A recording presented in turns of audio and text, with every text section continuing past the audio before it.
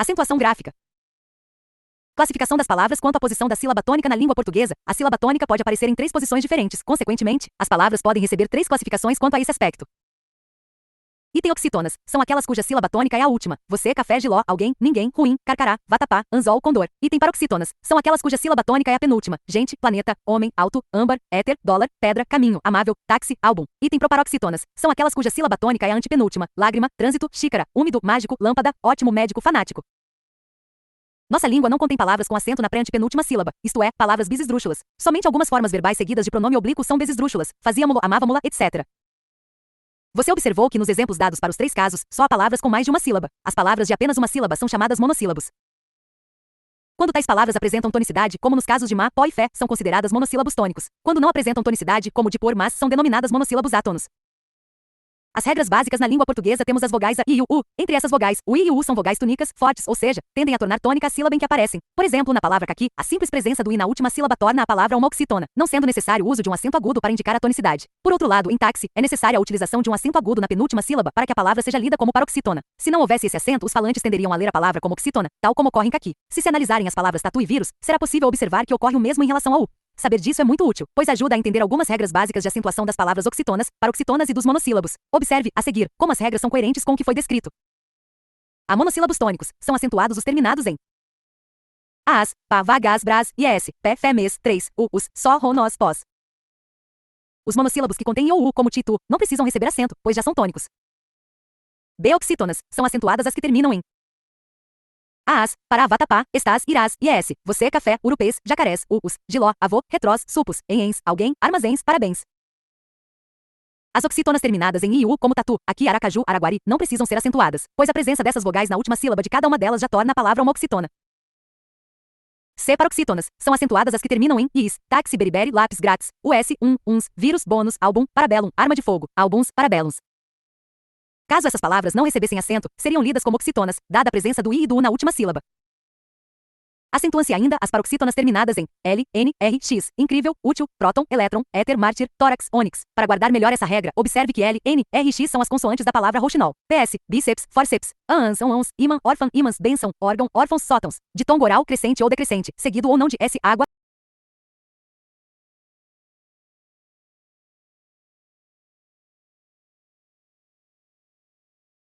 Quanto à posição da sílaba tônica na língua portuguesa, a sílaba tônica pode aparecer em 3 posições diferentes. Consequentemente, as palavras podem receber 3 classificações quanto a esse aspecto.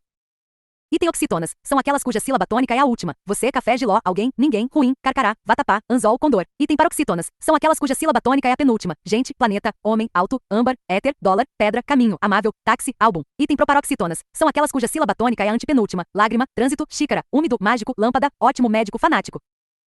Nossa língua não contém palavras com acento na pré-antepenúltima sílaba, isto é, palavras bisesdrúxulas. Somente algumas formas verbais seguidas de pronome oblíquo são besesdrúxulas. Fazíamo-lo, amávamo-la, etc. Você observou que nos exemplos dados para os 3 casos, só há palavras com mais de uma sílaba. As palavras de apenas uma sílaba são chamadas monossílabos. Quando tais palavras apresentam tonicidade, como nos casos de má, pó e fé, são consideradas monossílabos tônicos. Quando não apresentam tonicidade, como de por, mas, são denominadas monossílabos átonos. As regras básicas na língua portuguesa temos as vogais a, i e o u. Entre essas vogais, o i e o u são vogais túnicas, fortes, ou seja, tendem a tornar tônica a sílaba em que aparecem. Por exemplo, na palavra caqui, a simples presença do i na última sílaba torna a palavra uma oxítona, não sendo necessário o uso de um acento agudo para indicar a tonicidade. Por outro lado, em táxi, é necessária a utilização de um acento agudo na penúltima sílaba para que a palavra seja lida como paroxítona. Se não houvesse esse acento, os falantes tenderiam a ler a palavra como oxítona, tal como ocorre em caqui. Se se analisarem as palavras tatu e vírus, será possível observar que ocorre o mesmo em relação ao u. Saber disso é muito útil, pois ajuda a entender algumas regras básicas de acentuação das palavras oxítonas, paroxítonas e dos monossílabos. Observe, a seguir, como as regras são coerentes com o que foi descrito. A monossílabos tônicos são acentuados os terminados em as, pá, vá, gás, brás, e s, pé, fé, mês, 3, u, us, só, ro, nós, pós. Os monossílabos que contêm ou u, como ti, tu, não precisam receber acento, pois já são tônicos. B oxítonas são acentuadas as que terminam em as, para, vatapá, estás, irás, e s, você, café, urupês, jacarés, us, giló, avô, retrós, supos, ens, alguém, armazéns, parabéns. As oxítonas terminadas em i e u, como tatu, aqui, aracaju, araguari, não precisam ser acentuadas, pois a presença dessas vogais na última sílaba de cada uma delas já torna a palavra uma oxítona. C paroxítonas são acentuadas as que terminam em is, táxi, beriberi, lápis, grátis, us, uns, vírus, bônus, álbum, parabellum, arma de fogo, álbuns, parabellums. Caso essas palavras não recebessem acento, seriam lidas como oxítonas, dada a presença do i e do u na última sílaba. Acentuam-se ainda as paroxítonas terminadas em L, N, R, X, incrível, útil, próton, elétron, éter, mártir, tórax, ônix. Para guardar melhor essa regra, observe que L, N, R e X são as consoantes da palavra roxinol. PS, bíceps, forceps, ãs, ímã, órfã, ímãs, bênção, órgão, órfãos, sótãos. Ditongo oral crescente ou decrescente, seguido ou não de S, água, árduo, pônei, vôlei, cáris, mágoas, pôneis, joques. D, proparoxítonas, são todas acentuadas. Lâmpada, Júpiter, ótimo, flácido, relâmpago, trôpego, lúcido, etc. As regras especiais A, hiatos. Eis a regra de acentuação para os hiatos. Item quando a segunda vogal do hiato for I ou U, tônicos, acompanhados ou não de S. Haverá acento. Saída, proíbo, faísca, caixe, carnaúba, viúva, balaústre, país, aíbaú, jaú. Se depois do I ou do U vier NH, o acento não ocorrerá. É o caso de rainha, moinho, unha, tainha, campainha. Também não haverá acento se a vogal I ou a vogal U se repetirem, o que ocorre em poucas palavras. Vadice, sucuba, mandrice, xiita. B, ditongos. A regra de acentuação para os ditongos é: item ocorre acento na vogal tônica dos ditongos é U, EI e OI desde que sejam abertos e que se encontrem na última sílaba da palavra ou em monossílabos. Céu, chapéu, réu, véu, troféu, anéis, aluguéis, coronéis, dói, constrói, destrói. C, acento diferencial, item por, verbo, e por preposição, item por de pretérito perfeito, e pode presente do indicativo, item que conjunção, pronome, e que, substantivo ou pronome em fim de frase, item porque conjunção e porque substantivo. Relações entre forma e significado. Há palavras cuja pronúncia e ou grafia são idênticas, mas que possuem diferentes significados. Do mesmo modo, em alguns casos, atribuímos o mesmo significado a termos distintos. Tendo isso em vista, as palavras podem ser sinônimas, são palavras de sentido igual ou aproximado. Exemplos: solilóquio e monólogo, suposição e hipótese, modelo e protótipo. Antônimas são palavras de significação oposta. Exemplos: calmo e agitado, extrovertido e introvertido, defender e atacar. Homônimas são palavras que têm às vezes a mesma pronúncia e às vezes a mesma grafia, mas significação diferente. Nesse caso, é o contexto que determina a significação dos homônimos. Palavras homônimas podem ser homógrafas heterofônicas iguais na escrita, mas diferentes na pronúncia. Exemplos: colher, forma verbal, e colher, substantivo, jogo, forma verbal, e jogo, substantivo. Homófonas heterográficas iguais na pronúncia e diferentes na escrita. Exemplos: acender, subir e acender, por fogo, cela, prisão, cela, forma verbal. Homófonas homográficas iguais na escrita e na pronúncia. Exemplos: cedo, forma verbal, e cedo, advérbio, manga, fruta, e manga, parte de uma blusa, paletó ou vestido. Paronimas semelhantes na escrita e na pronúncia. Exemplos: degradado, exilado e degradado, estragado, infligir, aplicar castigo e infringir, transgredir. Hífen, uso de hífen em geral 1. Na divisão silábica e para separar palavras no fim da linha. ESTRL, caçacou, marremotou, acessou. 2. Nos nomes dos dias da semana. Segunda-feira, terça-feira, quarta-feira. 3. Na separação verbo-pronome. Polo, vendê-lo-ias, comprá-lo, ir-se, far-lhe-ei. 4. Com as palavras esme, ei-lo-ei-vos, dei-la. Uso de hífen com prefixos 1. Em palavras formadas por prefixos terminados em R mais palavra iniciada por R. Exemplos: hiper, hiperreal, hiperraro. Hiperrequintado inter, interracial, interregional, interrelacional super, superracional, superrealista, superresistente 2. Em palavras formadas por prefixos ex, vice, soto. Exemplos: ex-ex-marido, ex-presidente, ex-namorada, vice, vice-presidente, vice-reitor, vice-prefeito soto, soto mestre 3. Em palavras formadas por prefixos circum e pan mais palavras iniciadas com vogal, com M ou com N. Exemplos: pan, pan-americano, circum, circunnavegação, circunambiente 4. Em palavras formadas por prefixos pré-pró e pós mais palavras que têm significado próprio. Exemplos: pré-pré-natal pró, pró-desarmamento pós, pós-graduação 5. Em palavras formadas por prefixos terminados em vogais mais palavra iniciada pela mesma vogal. Exemplos: anti-anti-ibérico, anti-inflamatório, anti-imperialista, arqui-inimigo, arqui-irmandade, micro-micro-ondas, micro-ônibus, micro-orgânico ultra, ultra-atualizado contra-americanização.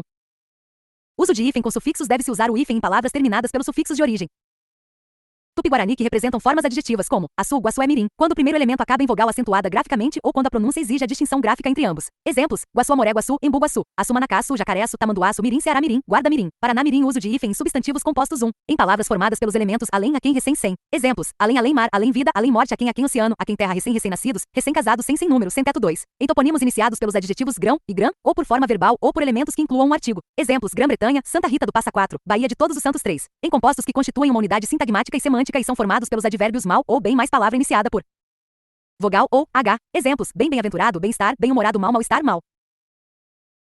Humorado. Compostos formados com o advérbio bem devem ter os dois elementos separados por hífen, quando o segundo iniciar-se por uma consoante. Exemplos: bem-nascido, bem-criado, bem-visto. Com o advérbio mal isso não ocorre. Ainda que o segundo elemento se inicie por uma consoante, não se deve usar o hífen. Exemplos: mal-nascido, mal-criado, mal-visto. 4. Em compostos que não contêm elemento de ligação e constituem unidade sintagmática e semântica. Nesse caso, mantém-se os acentos gráficos próprios de cada um dos elementos que compõem o termo. Exemplos: ano-luz azul escuro, conta-gotas, guarda-chuva, médico, cirurgião, tenente-coronel 5. Em compostos que designam espécies botânicas e zoológicas. Exemplos: beija-flor, bem-te-vi, couve-flor, erva-doce, mal, me quer, sabiá, laranjeira. Locuções: a reforma ortográfica alterou também o uso de hífen em locuções de qualquer natureza. Substantivas, adjetivas, pronominais, verbais, adverbiais, prepositivas ou conjuntivas. Não se deve, pois, usar o hífen em nenhuma dessas locuções. Exemplos: antes da reforma, depois da reforma, à vontade, à toa, café com leite, cão de guarda, cartão de visita, cor de vinho, fim de semana, pão de mel, ponto de vista. Ponto de vista, sala de jantar, há algumas exceções a essa regra. Água de colônia, arco.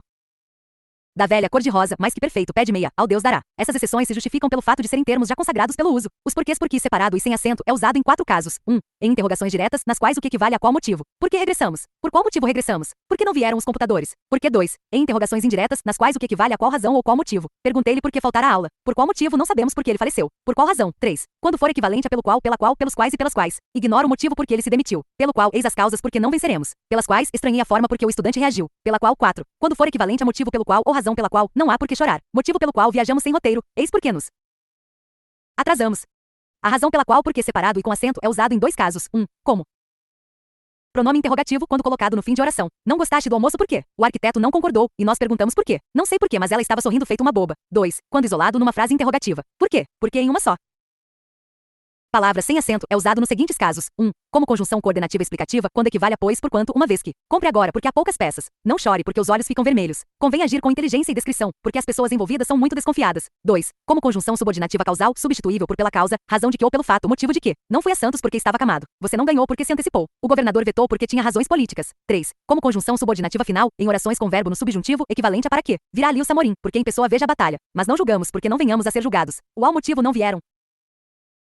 Porque em uma só palavra com acento é usado no seguinte caso. 1. Como substantivo com sentido de causa, razão ou motivo, admitindo pluralização porquês. Ninguém atinava com o porquê daquela afirmação. Os jovens querem saber o porquê de tudo. Procuremos respostas aos nossos porquês. É uma criança cheia de porquês. Casos ortográficos especiais, uso de a verbo e a preposição. Na indicação de tempo usa-se a quando é possível fazer a substituição por faz. Há tempos não vejo Cristina. A igual faz, cobramos a nota promissória há 30 dias. A igual faz, há muito não viajo. A igual faz, há muito venho insistindo nisso. A igual faz, nos 2 últimos exemplos, como se percebe, a palavra tempo vem subentendida. Usa-se em todos os demais casos, ou seja, quando a referida substituição não é possível. Daqui a pouco serão 10 horas. O meu marido chegará daqui a 3 dias. O Cruzeiro marcou seu gol há 2 minutos do final do jogo. Cobramos a nota promissória há 30 dias do seu vencimento. Uso de se não em 2 palavras, e se não em uma só palavra, se não em 2 palavras, é uma conjunção subordinativa condicional, seguida por um advérbio de negação. Nesse caso, é possível substituir a expressão por caso não ou então por ou. Se não vierem todos, como será? Se não igual caso não venham, todo artigo precede o substantivo. Se não vejamos, a Xerox, o Guaraná, etc. Se não igual caso não seja assim, Marcos é rico, se não riquíssimo. Se não igual ou, deu 2 milhões a cada filho, se não mais. Se não igual ou nos 2 últimos exemplos, o verbo da segunda oração fica subentendido. Podemos dizer que ainda, nesse caso, se não equivale a caso não. Se não, em uma só palavra pode ser uma conjunção, caso em que equivalha de outro modo do contrário, mas sim, mas porém uma preposição, caso em que significa, exceto salvo, a não ser, ou um substantivo, caso em que tem como sinônimos defeito, erro, mácula. Sendo assim, deve-se usar se não, em uma só palavra, em todos esses casos. Tomara que chova, senão estaremos arruinados. Se não igual do contrário, não grite, senão você apanha. Se não igual do contrário, não fiz isso com a intenção de magoá-lo, senão de adverti-lo. Se não igual, mas sim, Elisa não diz 2 palavras, senão cometa 2 erros. Se não igual sem que Marisa jamais amou outra pessoa, senão a mim. Se não igual exceto de minha parte, não há nenhum senão. Se não igual defeito, uso de onde, e aonde onde se usa com qualquer tipo de verbo, menos com os dinâmicos, isto é, os que indicam movimento, deslocamento físico de um lugar para outro. Só pode ser usado como relativo a lugar físico. Quando não for relativo a lugar, deve-se usar em que. Você está onde? Onde você mora? Onde vocês me viram ontem? Ninguém quer estar onde você sempre está. Aonde a combinação da preposição a mais onde e tem classificação diversa, conforme sua utilização na frase. Usa-se com verbos dinâmicos e com nomes derivados desses verbos. Você vai aonde? Os seguranças acompanharam sua ida aonde? Ninguém quer voltar aonde eles estão. Chegamos aonde eles estavam. E tem os verbos entrar e buscar, embora deem ideia de movimento, não se usam com a preposição a. Daí o fato de rejeitarem a combinação aonde. E tem o uso de aonde implica a não existência de qualquer outra preposição antes de tal combinação. Assim, usamos ainda que o verbo seja dinâmico. Para onde você vai? Por onde vocês vieram? De onde chegou ela? E tem usa-se corretamente até onde ou até onde, com verbos dinâmicos. Até onde foram vocês? Até onde foram vocês? Uso de mal, e mal é um adjetivo, antônimo de bom. Usa-se como uma qualificação. O mau tempo acabou com a temporada. Vivia maus momentos, por isso andava irritada. Mal pode ser usado. 1. Como conjunção temporal, equivalente a assim que logo que quando. Mal começou a andar, já brincava pela casa inteira. Mal foi eleito, começou a adotar medidas impopulares. 2. Como advérbio de modo, antônimo de bem. Os atores atuaram muito mal no espetáculo. Cuidado com ela, sempre está mal-humorada. 3. Como substantivo, podendo estar precedido de artigo ou pronome e ser usado no plural. O mal terrível abateu-se sobre este país. Há males que vêm para bem. Uso de sessão, sessão, sessão. E sessão, sessão significa ceder, conceder, oferecer, dar. Fizeram a cessão de todos os bens ao chefe da casa. Finalmente o governo resolveu fazer a cessão dos prédios aos menores. Sessão significa intervalo de duração. A Câmara dos Deputados reuniu-se em sessão extraordinária. Última sessão de cinema. Sessão ou sessão significa parte, segmento, subdivisão. Você já leu a sessão de economia? Dirija-se à sessão de cobrança. Ninguém atende na sessão de informações. Uso de mas e mais, mas é uma conjunção coordenativa adversativa, equivale a entretanto, porém, contudo, da ideia de oposição. Sabíamos de tudo, mas não queríamos falar. Todos nós queríamos muito viajar, mas não tínhamos dinheiro. Mas é advérbio de intensidade, é o oposto de menos. A moça de branco foi quem mais perguntou. Estava mais cansado ainda do que ontem. Uso de a par e ao par, a par tem o sentido de bem informado ciente. Mantenha-me a par de tudo o que acontecer. É muito importante manter-se a par das decisões parlamentares. Ao par é uma expressão usada para indicar relação de equivalência ou igualdade entre valores financeiros, geralmente em operações cambiais. As moedas fortes mantêm o câmbio praticamente ao par.